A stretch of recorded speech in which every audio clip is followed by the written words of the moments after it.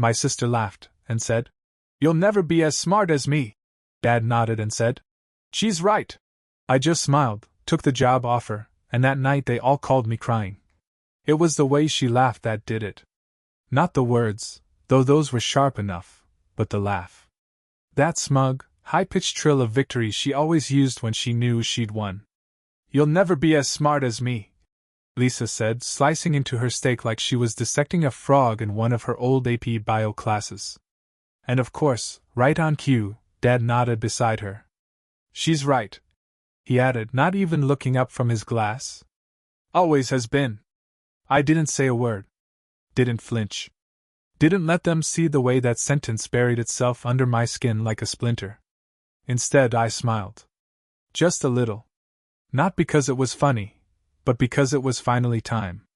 What they didn't know, what they'd never bothered to ask, was that while they'd spent years mocking me for being average, I'd been busy. Quietly, steadily, stubbornly building something they couldn't see. Something they couldn't laugh away. They didn't know I'd spent the past 4 years pulling 18-hour days, teaching myself every inch of machine learning architecture, design thinking, systems logic. They didn't know I'd coded half the back end of a tool that a Fortune 100 company just offered to acquire, and with it, me. 7 figures. A global relocation package. Equity. And most importantly, freedom. That night, while they popped champagne over Lisa's promotion to a department head at some think tank, my phone buzzed with the offer. I stood up from that dinner table with a plate half full and a heart completely calm. I didn't say a thing. Just smiled as I pocketed my phone, leaned back, and listened to their little chorus of self-congratulation. Lisa was still basking in it all when she said, "Honestly, Rob, I'm just glad you're content. Some people are just meant to support the real stars." Dad chuckled. Mom nodded, oblivious. I poured myself a bit more wine and made a mental note. This was going to be the last dinner I ever attended in that house. Because what none of them knew, what none of them could know, was that before the night was over, each one of them would be calling me. Crying. Begging. And I'd be on a plane before the sun came up. But I'm getting ahead of myself. Let me tell you how it started. Let me take you back to the first crack in the perfect family facade. The moment I realized just how fragile their whole golden child illusion really was. You see, it wasn't a blowout fight. It wasn't some Hollywood betrayal. No. It was smaller than that. Duller. More insidious. And it happened over soup, 6 years ago, on a rainy Tuesday afternoon. It was clam chowder. That was the soup. I remember because Lisa complained it was too salty, and Mom immediately apologized, like Lisa had been personally attacked by the ocean. I was home from college, state school, nothing fancy, which Lisa made sure to remind me of every time I visited. "You know, Stanford's workload is just insane. I barely sleep," she said between sips of her filtered water. "But I guess community colleges are a little easier, huh? It's a state university." I muttered. "Right," she said with that patented smirk. "Same thing." I didn't bother arguing. I was used to being the punchline. Every dinner, every holiday, every awkward reunion, they played their roles perfectly. Lisa, the genius. Dad, her echo chamber. Mom, the quiet referee who only ever stepped in when I got too quiet, too visibly wounded. Then I'd get a lecture about keeping the peace, about how Lisa didn't mean to be cruel. But that rainy Tuesday, something shifted. I noticed Dad checking his phone a lot. Nervous glances, brow furrowed. Lisa was distracted too, more than usual. She was picking at her nails, barely eating. Later, after they'd gone into the living room to talk shop, meaning talk about Lisa's research, Lisa's lab, Lisa's future, I heard snippets. Something about grants. About Lisa's fiancé. About that thing with the foundation. None of it made sense at the time, but I remembered every word. And then, a few weeks later, I got a call from a friend. Someone I'd interned with the summer before. She worked in finance, deeply plugged into the kind of world my family pretended to understand. "Hey Rob," she said. "Didn't your dad have some real estate investments with that Avalon group?" "Yeah," I said. "Why?" There was a pause. They just got flagged by the SEC. Big fraud investigation. Like serious. I thanked her and hung up, my mind spinning. That was the first crack. The very first one. And once you see the crack, you start seeing them everywhere. Lisa's grants weren't being renewed. Her fiancé wasn't just distant, he was disappearing. Dad's investments weren't underperforming, they were collapsing. Slowly, messily, right under their noses. And none of them knew that I knew. So I smiled more. I said less. I let them gloat, insult, laugh. And I watched it all rot from the inside. Lisa's downfall started with a wedding post. Or rather, the lack of one. She'd been engaged to this guy named Marcus. He was the kind of man you could only meet through Ivy League connections and networking dinners, old money, shiny resume, private school poise. From the moment Lisa introduced him, the family was smitten. Dad even called him a real man, which he'd never once said about me, not even when I bought my first house. Lisa paraded Marcus around like a trophy she had earned by outsmarting the universe. And maybe she thought she had. She never stopped reminding me that she was the one with everything figured out. A brilliant mind. A brilliant partner. A brilliant life. But Marcus was quiet. Polite, sure, but observant in a way that unnerved me. He once pulled me aside at a 4th of July barbecue, beer in hand, and said, "You're different from them." "Yeah," I replied dryly. "They remind me every chance they get." He smiled, just once, and said, "Keep doing what you're doing. You're playing the long game." I didn't think much of it then. But months later, the wedding was off. Not postponed, off. The announcement came buried in a vague Facebook status. "Taking time for myself. Growth is painful but necessary." Lisa never mentioned Marcus again. Not to me. Not to anyone. What I did find out, through a friend of a friend, was that Marcus had left her.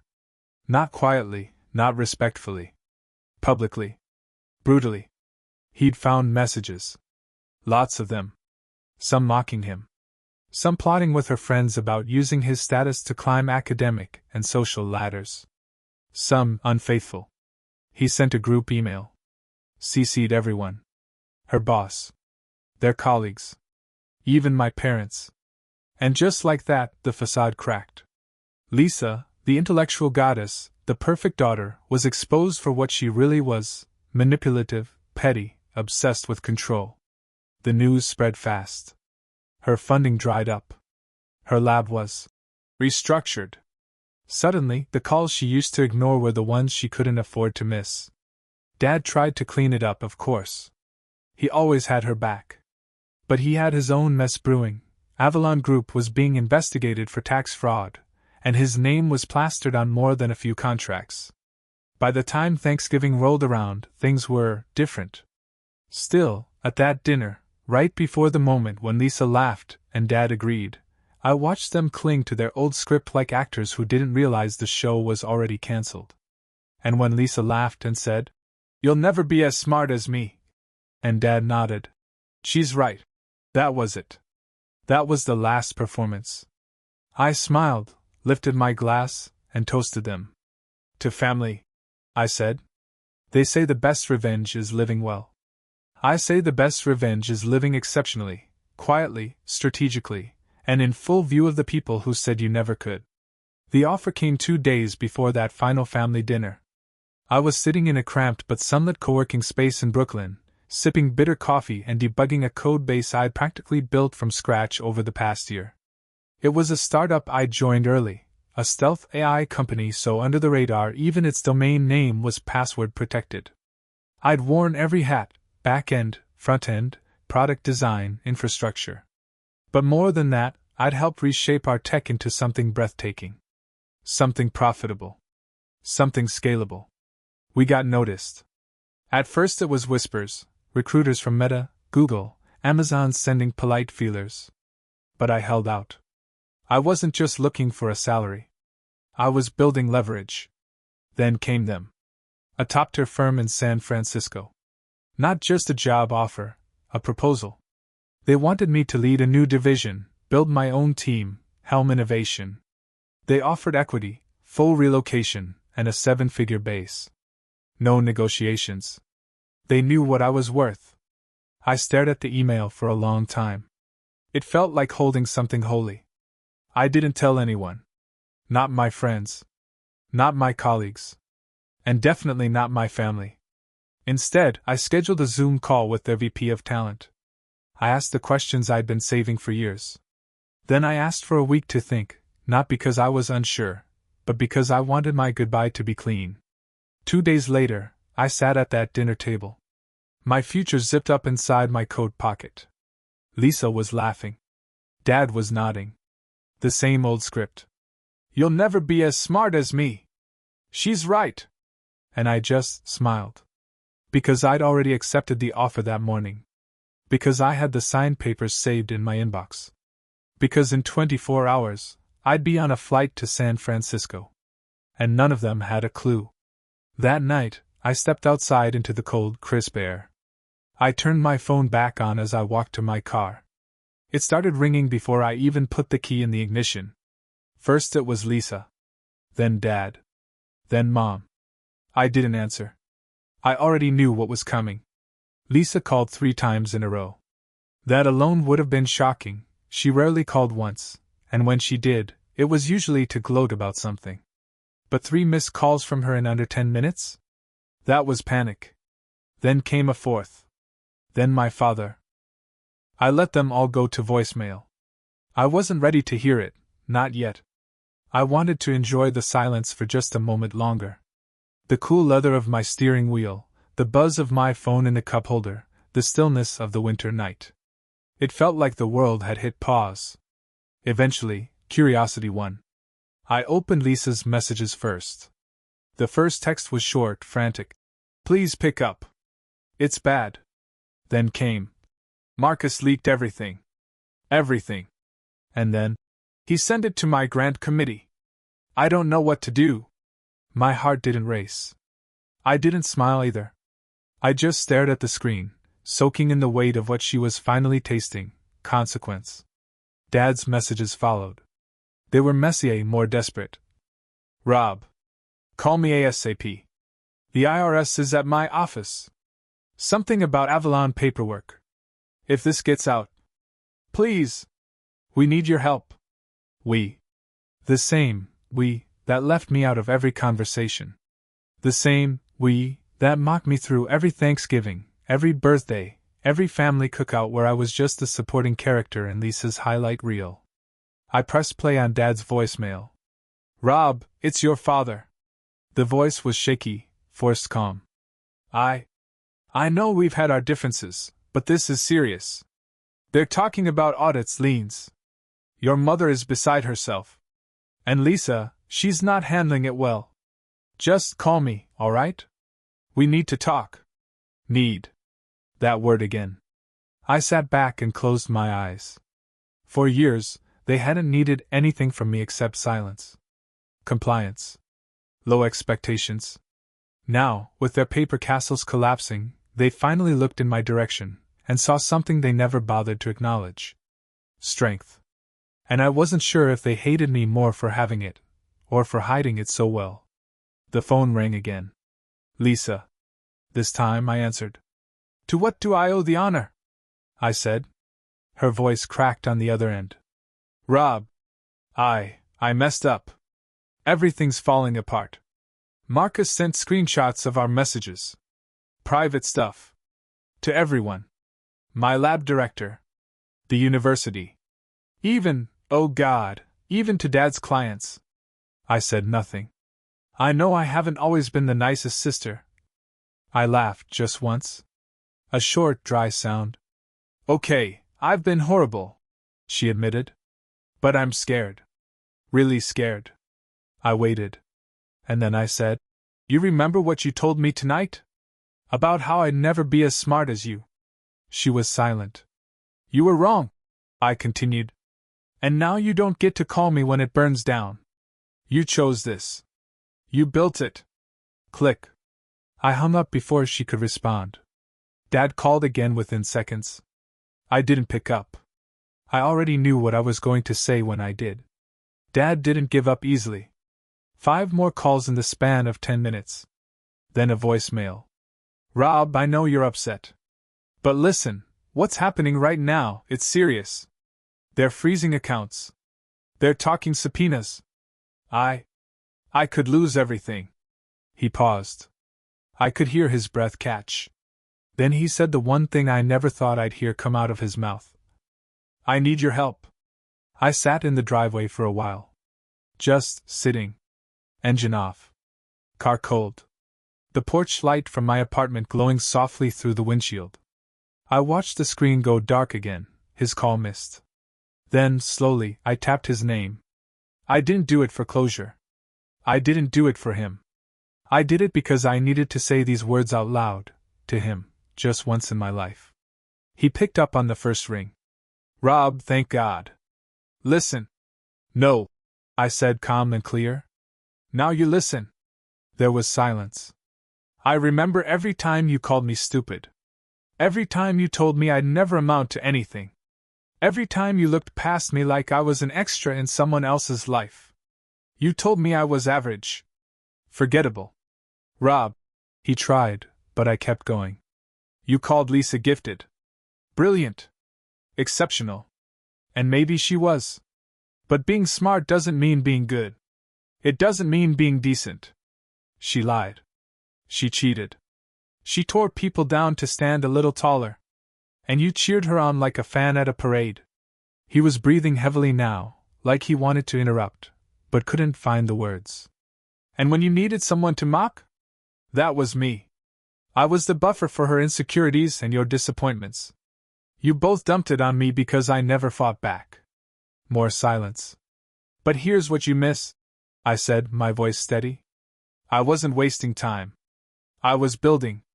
Quietly. In the background. While you two played emperor and heir, I built a career. A life. A future. I didn't know. He stammered. You never said? Because you never asked? I cut in. And now? You don't get to ask. He fell completely silent then. So I gave him the final blow. I got an offer last week. A big one. I'm leaving. New city. New company. New life. You'll see it in the news eventually, I'm sure. But you won't see me. Not again. He finally whispered. So you're just walking away? I smiled, even though he couldn't see it. No, Dad. I walked away a long time ago. You're just now noticing. I hung up. There was no rush of victory. No dramatic swell of music. Just a quiet finality. A door not slammed, but firmly, finally closed. I didn't sleep that night, not out of stress, but anticipation. I lay on my bed, watching the slow spin of the ceiling fan, listening to the city hum in the distance. My bags were already packed. I'd been prepared for weeks. I just hadn't told anyone. Not a soul. At 6:45 a.m., my car service arrived to take me to the airport. I walked out of my apartment with 2 suitcases, 1 backpack, and no regrets. No long glances over my shoulder. No farewell tour. Just quiet, deliberate steps into the life I had waited years to start. On the ride to JFK, my phone buzzed again. Lisa. Please. Just 5 minutes. I need to talk to you. Mom. Honey, your father's not well. This stress is too much. Can't we fix this together? They all remembered I existed now. Funny how that worked. At the terminal, I pulled out my phone one last time and sent a single message to the group chat I'd been reluctantly included in all my life: family dinners, calendar invites, announcements where I was barely mentioned. You made your choices. So did I. I wish you the peace you never gave me. I turned the phone off. Completely. Security was a breeze. My flight boarded on time.